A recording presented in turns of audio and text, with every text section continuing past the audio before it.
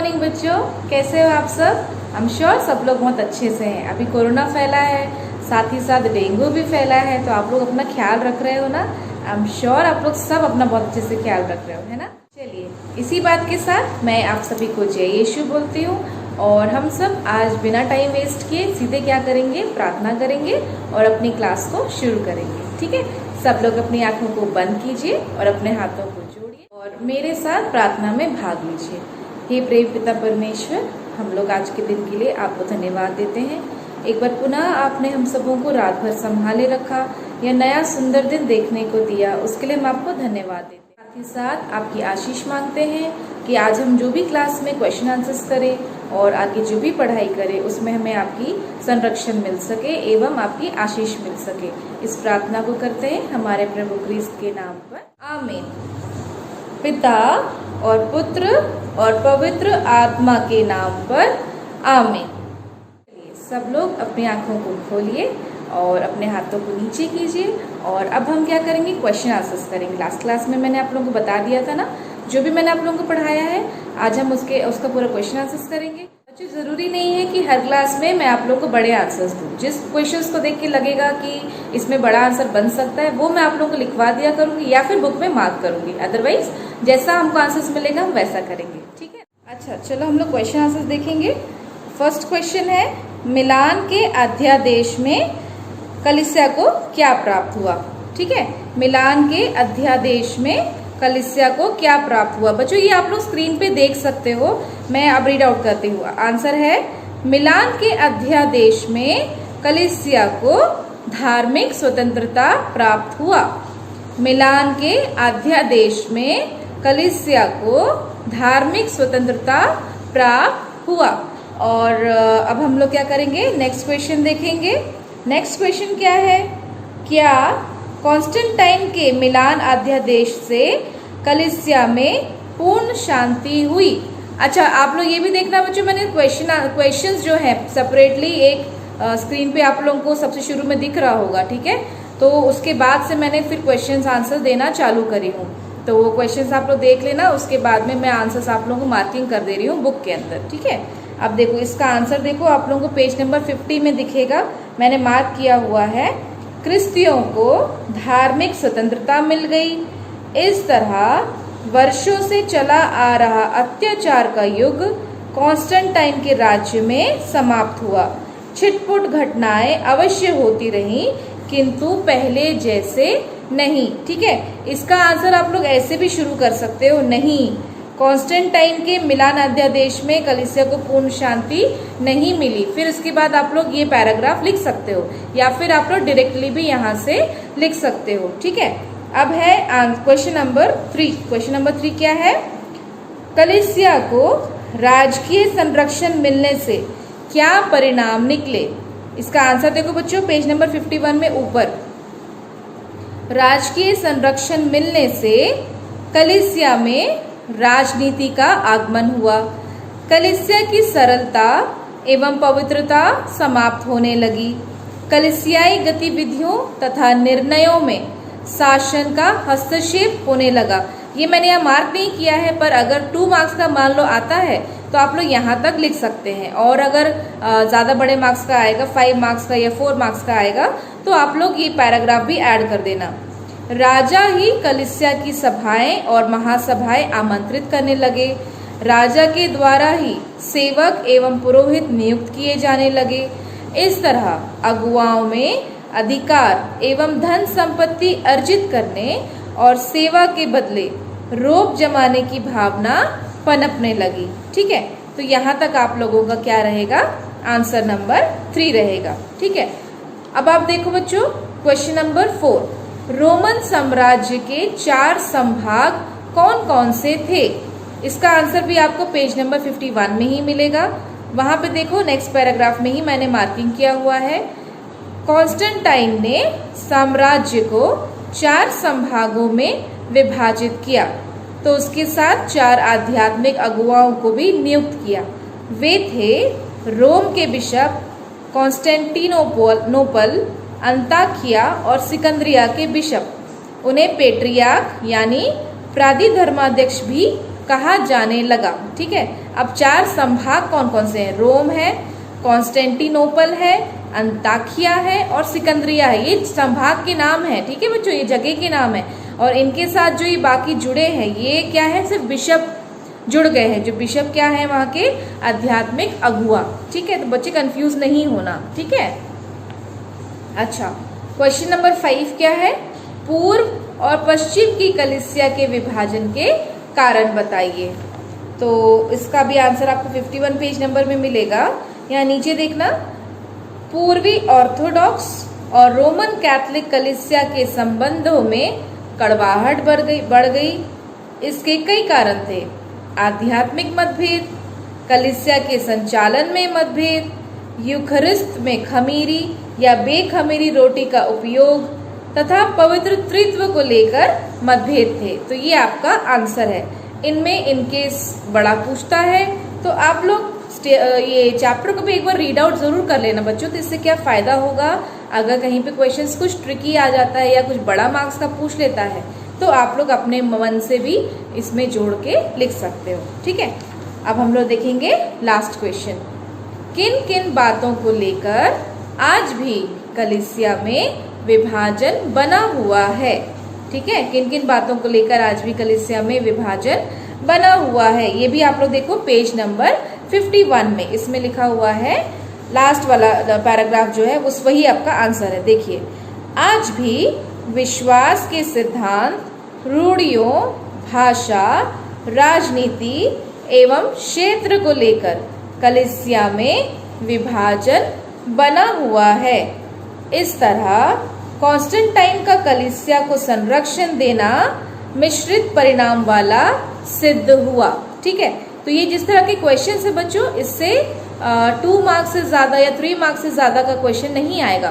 तो जब आप लोग 2 मार्क्स से 3 मार्क्स का भी आएगा तो आप लोग इतना ही लिखना, और कुछ ऐड कर सकते हो अपने मन से तो वो आप लोग ऐड कर देना। ठीक है, तो इस प्रकार से आप लोगों का क्या हो गया? क्वेश्चन आंसर्स खत्म हो गया। ओके, आज हमने क्वेश्चन आंसर्स कर लिया है। अब क्योंकि हमारे पास समय है, इसलिए मैं आप लोगों को आज दूसरे चैप्टर का, चैप्टर 13 का थोड़ा सा ब्रीफिंग कर देती हूँ, क्योंकि वो चैप्टर बहुत बड़ा है। इसलिए हम लोग अगली क्लास में क्या करेंगे, रीड आउट करेंगे, और उसमें भी समय बचेगा तो मैं उसका भी क्वेश्चन आंसर्स करवा दूंगी। आज मैं आप लोगों को उस चैप्टर का थोड़ा सा ब्रीफिंग कर देती हूँ। ठीक है, चैप्टर का नाम क्या है? कलीसिया का मध्यकालीन युग। मध्यकालीन मत से मतलब आप लोग क्या समझते हो? अभी जैसे हम लोग सुनते हैं ना कि ईसा कब पैदा हुए थे? 2000 पहले, या अभी तो हम लोग 2021 में चल रहे हैं, तो हम लोग कैसे बोलेंगे? 2021 साल पहले यीशु का जन्म हुआ था। तो यीशु के जन्म के समय से लेके अभी तक बीच का जो समय है वो क्या कहलाएगा?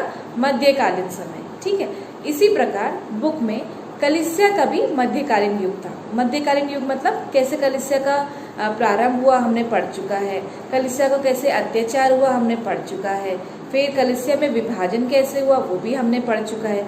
अब हम लोग क्या देखने वाले हैं? कलीसिया का मध्यकालीन युग। ठीक है, मध्यकालीन युग को भी अगेन क्या किया गया है? इस समय को क्या किया गया है? 3 भागों में बांटा गया है। 3 भागों में बांटा गया है। उसमें पहला भाग जो है वो है संत पापा ग्रेगरी से लेकर संत पापा ग्रेगरी अष्टम तक, यानी जो संत पापा ग्रेगरी 8 बने थे ना, उन तक पहला भाग है। फिर उसके बाद में संत पापा ग्रेगरी अष्टम यानी 8 से लेकर संत पापा बोनीफेस तक दूसरा भाग है, जिसे स्वर्णिम युग भी कहा जाता है। ठीक है, फिर तीसरा आता है संत पापा बोनीफेस से लेकर पुनर्जागरण तक, ये तीसरा भाग है। तो इस प्रकार इसे 3 भागों में बांटा गया है। अब हम देखेंगे कि पहला भाग कौन सा है। पहला भाग कौन सा था? संत पापा ग्रेगरी से लेकर के संत पापा ग्रेगरी 8 तक। इस दौरान क्या हुआ था? कॉन्स्टेंटाइन ने एक बहुत बड़ा विभाजन किया था, है ना। तो कॉन्स्टेंटाइन के विभाजन के बाद में क्या हुआ था? रोमी साम्राज्य जो है, हम लोग जिसे हम रोमन कैथोलिक्स कहलाते हैं ना, तो रोमी साम्राज्य जो है उस समय बहुत समय तक नहीं चल पाया था। वो 4वीं या 5वीं पीढ़ी तक क्या हो गया था? उसका पतन हो गया था। पतन मतलब वो समाप्त हो चुका था। फिर जो दूसरे आसपास के जो राजा थे उन्होंने क्या किया था? उस पे अधिकार जमा लिया था, रोम पे अधिकार जमा लिया था। ठीक है, और उन्होंने क्या किया कि उस समय जैसे हमारी कलीसिया तो बढ़ रही थी, हमारी ईसाई धर्म, उस समय आप लोगों को धर्म चुनने का भी अधिकार मिल चुका था। तो उस समय जो मिशनरीज थे उनमें से एक ये संत पापा ग्रेगरी भी थे। ठीक है, तो उन्होंने इस मिशन के लिए बहुत बड़ा कार्य किया है, बहुत ज़्यादा कार्य किया है, इसलिए उनको महान संत ग्रेगरी महान के नाम से भी जाना जाता है। ठीक है, तो इन मिशनरीज ने क्या किया, इन जो राजा जो आए थे क्लोज बाय एरिया से जो राजा बनते जा रहे थे, उनका भी क्या किया, उनका मन परिवर्तन करवाया, उन्हें भी धर्म स्वीकार करने के लिए कहा गया और उन्होंने धर्म को स्वीकार किया। तो इस प्रकार वे भी विश्वास में आगे बढ़े, प्लस कलीसिया का विस्तार होते गया। ठीक है, अब जो ये संत पापा ग्रेगरी हैं वो महान कहलाते हैं। क्यों महान कहलाते हैं? क्योंकि उन्होंने कलीसिया के फैलाव के लिए बहुत कार्य किया और विशेष रूप से उन्होंने इसकी शिक्षा प्रणाली को बढ़ाने के लिए बहुत ज़्यादा मेहनत की, इसीलिए उन्हें महान कहा जाता है। ठीक है, इसमें हम लोग और क्या देखते हैं, दूसरा हम लोग क्या देखते हैं, स्वर्णिम युग, जो संत पापा ग्रेगरी अष्टम से कहाँ तक है, संत बोनीफेस तक है। तो इसको स्वर्णिम युग क्यों कहा जाता है? इसे स्वर्णिम युग इसलिए कहा जाता है क्योंकि इस काल में, इस पीरियड में बहुत सारे चेंजेस हुए, बहुत सारी चीज़ों में बदलाव हुआ, बहुत सारी चीज़ों में अच्छाइयाँ आई, हमारे कलीसिया के लिए बहुत प्रॉफिट्स हुए, इसीलिए इसे स्वर्णिम युग भी कहा जाता है। उसमें सबसे पहले बहुत सारे जो मठ होते हैं ना, जैसे हमारे सिस्टर्स लोगों के बहुत डिफरेंट मठ हैं, या फादर्स लोगों के डिफरेंट जहाँ भी रहते हैं, और बीकन्स हैं, और भी बहुत सारी चीज़ें हैं। तो इन सब में डेवलपमेंट हुए है ना, मठवासी लोग हो गए, सिस्टरगण हो गए, कैंटवासी लोग हो गए, और इस प्रकार से बहुत सारी चीज़ों में बदलाव आया। प्लस पढ़ाई को लेकर, फिलोसफिकल को लेकर, धर्म को लेकर, क्रिएटिविटी को लेकर, इन सब को लेकर पढ़ाई करने के लिए और लोगों को जागरूक किया गया, ताकि लोग क्या करें, पढ़ें और ईश्वर के नाम का प्रचार प्रसार करें, साथ ही आपसी संबंध को भी ठीक कर सके, है ना। और जैसे मैंने पहले भी आप लोगों को बताया था, पहले क्या हुआ था, धर्म के अंदर क्या घुस रहा था, पॉलिटिक्स घुस रहा था, है ना। जब पॉलिटिक्स घुस जाता है किसी चीज़ में तो वो नॉर्मल नहीं रह पाता है ना, क्योंकि हमारे जो नेतागण हैं वो अलग ही रूल्स रेगुलेशंस बनाते हैं, जिसकी वजह से क्या होता है कि लोगों को तकलीफ होती है। तो वो समय चल ही रहा था, तो वही सब चीज़ों से लोगों को काफ़ी ज़्यादा सहूलियत मिलने लगी, इसलिए उस पीरियड को क्या कहा जाता है, स्वर्णिम युग कहा जाता है। मैं जब बुक से पढ़ूंगी तब मैं आप लोगों को ईयर पीरियड ये आप लोगों को क्लियर करूंगी, ठीक है ना।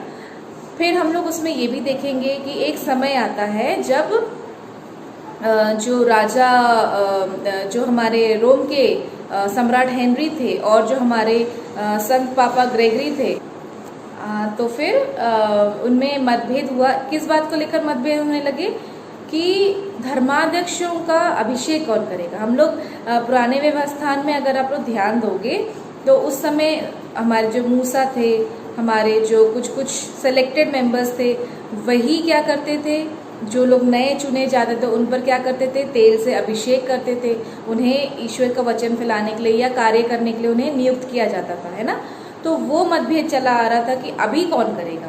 तो फिर जो राजा जो सम्राट ग्रेगरी थे, जो संत पापा ग्रेगरी थे, उन्होंने अपने एक लेख में क्लियर कर दिया कि कलीसिया के लिए जो धर्माध्यक्ष चुने जाएंगे उनका अभिषेक कौन करेगा, संत पापा करेंगे। तो तब से लेके जो अब तक है, अगर आप देखोगे जो हमारे धर्माध्यक्ष बनते हैं, हमारे और बड़े धर्माध्यक्ष बनते हैं, वो सभी लोगों का जो अभिषेक होता है वो कौन करता है, संत पापा करते हैं, ठीक है।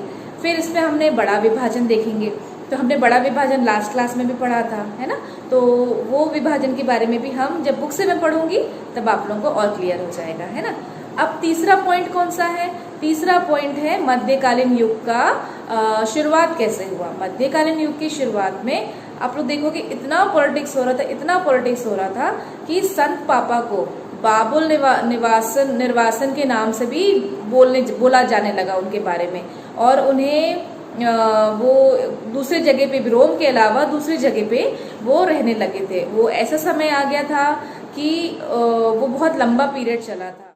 फिर एक समय ऐसे आया कि जब वहाँ पे इतना क्लैशेस होने लगा, इतना मतभेद होने लगा, इतना पॉलिटिक्स होने लगा कि वहाँ पे दो संत पापा हो गए, ठीक है। और वो दोनों ही संत पापा जो थे अपना पद छोड़ना ही नहीं चाहते थे। वो कहते थे कि हम अपना पद नहीं छोड़ेंगे, वो इस्तीफा देने को तैयार नहीं थे। तो ये जो मतभेद था कितने समय तक चला पता है, 40 वर्षों तक ये मतभेद चलता रहा। फिर अंत में एक समय आया जब एक बड़ा मीटिंग बुलाया गया और उस मीटिंग में एक संत पापा ग्रेगरी आ नहीं पाए, तो उन्होंने कहा कि मैं नहीं आ पाऊंगा, और एक ने क्या किया था, अपना इस्तीफा दे दिया। तो इस प्रकार से क्या हुआ कि ये प्रॉब्लम सॉल्व हो गया और फिर हमें एक नए संत पापा मिले। ठीक है, तो हम इन्हीं सब के बारे में हम लोग क्या करेंगे अगली क्लास में डिटेल में, मैं बुक से आप लोगों को पढ़ के सुनाऊंगी। जैसा भी होगा, अगर समय बचेगा तो मैं आप लोगों को इसका क्वेश्चन आंसर्स भी दे दूंगी। ठीक है, तो चलिए फिर आज हमारी क्लास यहीं तक रहेगी। आप लोग जो क्वेश्चन आंसर्स मैंने दिया है उनको पढ़िए, और जो आज मैंने ब्रीफिंग दी है उसके बारे में थोड़ा सा मनन कीजिए, और फिर हम अगली क्लास में मिलते हैं। ठीक है, सबको फिर tata bye bye, see you.